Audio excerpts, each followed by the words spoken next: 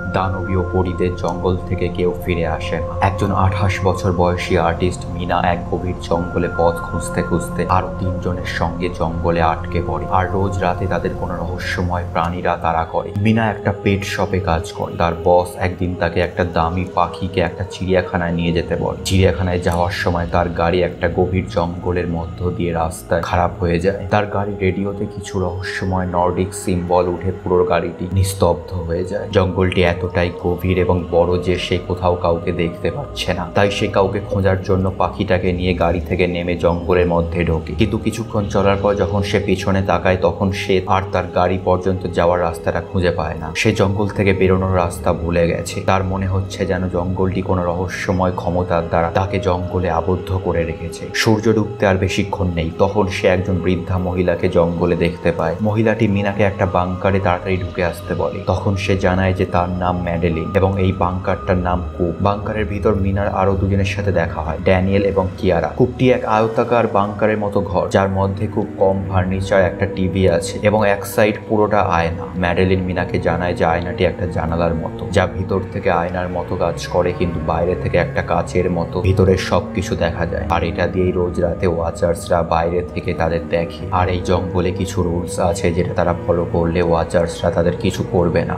দিনের বেলায় মিনা জঙ্গলের মধ্যে অনেক point of no return sign এবং কিছু বড় গর্ত খুঁজে পায়। ম্যাডেলিন তাকে বলে যে এই গর্তগুলোতে দিনের বেলায় ওয়াচার্সরা থাকে, কারণ তারা সূর্যের আলোয় থাকতে পারে না, আর তাকে বারণ করে ওই গর্তের মধ্যে ঢুকতে। কিন্তু মিনা ওয়াচার্সরা আসলে কি সেটা জানতে ড্যানিয়েলের সাহায্যে একটা গর্তে ঢোকে। সেখানে সে একটা বাইসাইকেল আর একটা ক্যামেরা পায়। সে একজন মানুষের মতো কাউকে সেখানে দেখতে পেয়েছিল, কিন্তু সে সেটাকে তার মনের ভুল ভেবে উড়িয়ে দেয় আর সাইকেল এবং ক্যামেরা নিয়ে উঠে আসে। তারা ওই ক্যামেরাটাকে বাংকারের দরজায় সিসিটিভি এর মতো সেট আপ করে ওয়াচার্সদের দেখার জন্য। সেই রাতে কিয়ারার হাজবেন্ড জন ফিরে আসে। সে তাদের বাংকারে ঢুকতে দিতে বলে, কিন্তু ম্যাডেলিন বলে যে সে জন নয়, বরং ওয়াচার্সদের একজন জনের রূপ নিয়ে এসেছে। জনকে কিয়ারা নিজের আইডেন্টিটি ভেরিফাই করার জন্য কিছু প্রশ্ন করে, কিন্তু সে একটাও বলতে পারে না। ফলে তারা বোঝে যে সে সত্যিই জন নয়। যত মাস যেতে থাকে ততই তাদের মনোবল ভাঙতে থাকে। এক রাতে ড্যানিয়েল মিনা এবং ম্যাডেলিনকে কূপে ঢুকতে দেয় না, ম্যাডেলিনের সঙ্গে তার ঝগড়ার কারণে। আর রাতে জঙ্গলে কেউ বাঁচে না, তাই তারা একটা ঝোপের নিচে লুকিয়ে থাকে। মিনা সেই রাতেই প্রথম ওয়াচার্সদের দেখে। ওয়াচার্সরা লম্বা, রোগা, এক ভয়ঙ্কর চেহারার রহস্যময় প্রাণী, যারা 2 পায়ে হাঁটে এবং 4 পায়ে দৌড়ায়। তারা মানুষের কথা বোঝে, এমনকি তারা মানুষের স্বভাব, রূপ সবকিছু কপি করতে পারে। তারা মানুষের রূপ নিয়ে মানুষের মতো থাকতে পারে। যখন মিনা এবং ম্যাডেলিন আবার কূপের মধ্যে ঢোকে তখন তারা একটা আন্ডারগ্রাউন্ড বাংকারের দরজা পায়, আর সেটার মধ্যে তারা ঢুকে যায় রেগে যাওয়া ওয়াচার্সদের হাত থেকে বাঁচতে। বাংকারটি একটা সায়েন্টিস্টের ছিল যে সেখানে ওয়াচার্সদের বিষয়ে রিসার্চ করছিল। তারা সায়েন্টিস্টের রেকর্ড করা ভিডিওগুলি দেখে। তাতে সায়েন্টিস্ট ওয়াচার্সদের বিষয়ে বলে যে তাদের পরী বলা হয় এবং তারা মানুষদের কপি করতে পারে। আর তাদের বহু বছর আগে একটা অভিশাপ দেওয়া হয়েছিল, ফলে তাদের ডানা কেটে পড়ে যায় আর তাদের সুন্দর রূপ এরকম বিভৎস হয়ে যায় এবং তারা এই জঙ্গল থেকে আর বেরোতে পারে না। সে বলে যে সে বহু মানুষকে স্যাক্রিফাইস করেছে এই বাংকারটা বানানোর জন্য এবং ওয়াচার্সদের এত কাছে আসাটা বোকামো। সেই জঙ্গল থেকে বেরোনোর রাস্তা ওই ভিডিওতে বলেছে, আর একটা বোটও রয়েছে তার, সেটা দিয়েই এই জঙ্গল থেকে পালানো সম্ভব। এরপর মিনা, ম্যাডেলিন, কিয়ারা আর ড্যানিয়েল সায়েন্টিস্টের বলা পথ ধরে দিনের বেলায় এগোনো শুরু করে, কারণ রাতে ওয়াচার্সরা তাদের যেতে দেবে না। তারা দিনের বেলায় বেশিরভাগ পথ অতিক্রম করে ফেলে, কিন্তু রাত হতেই ওয়াচার্সরা তাদের তাড়া করে। কিন্তু তারা জঙ্গল পেরিয়ে বোটের কাছে পৌঁছে জলে নেমে পড়ে। আর ম্যাডেলিন জানায় যে ওয়াচার্সরা জঙ্গল থেকে বেরোতে পারে না। কিন্তু ড্যানিয়েল আবার জঙ্গলে ফিরে যায় কিয়ারার হাজবেন্ড জনকে দেখে। সে জনকেও তাদের সাথে নিয়ে যাবে বলে ফিরে আসে, কিন্তু এই জন আসলে একটা ওয়াচার জনের রূপ নিয়েছিল। আর ওয়াচারটি তখন ড্যানিয়েলকে মেরে ফেলে, আর বাকিরা বোটে করে লোকালয়ে চলে আসে। পরের দিন মিনা সায়েন্টিস্টের ইউনিভার্সিটিতে যায় তার ওয়াচার্সদের ব্যাপারে নোটসগুলো নিতে, যাতে আর অন্য কেউ সেই সব ভয়ানক দানবদের পিছু না করে। সে ওই নোটসগুলো থেকে জানতে পারে যে ম্যাডেলিন সায়েন্টিস্টের ওয়াইফ ছিল এবং ম্যাডেলিন বহু বছর আগে মারা গেছে। এর থেকে সে বুঝতে পারে যে তাদের সাথে থাকা ম্যাডেলিনও একজন ওয়াচার, আর এই কারণেই ম্যাডেলিন ওয়াচার্সদের ব্যাপারে সব জানতো। আর সেই তাদের মধ্যে সবার আগে থেকে ওই জঙ্গলে ছিল। আর ম্যাডেলিন তাদের অবজার্ভ করছিল যাতে সে মানুষদের সাথে থাকতে পারে, যাতে তাকে কেউ সন্দেহ না করে যে সে মানুষ নয়। এরপর মিনা কিয়ারার বাড়িতে যায় ম্যাডেলিনের ব্যাপারে বলতে, যে তারা ম্যাডেলিন অর্থাৎ এক ভয়ঙ্কর মনস্টারকে মানুষদের মাঝে এনেছে। কিন্তু দুর্ভাগ্যবশত সে কিয়ারার সঙ্গে কথা বলছিল না, বরং ম্যাডেলিন অনেক আগেই কিয়ারার বাড়িতে এসে কিয়ারার রূপ নিয়েছিল।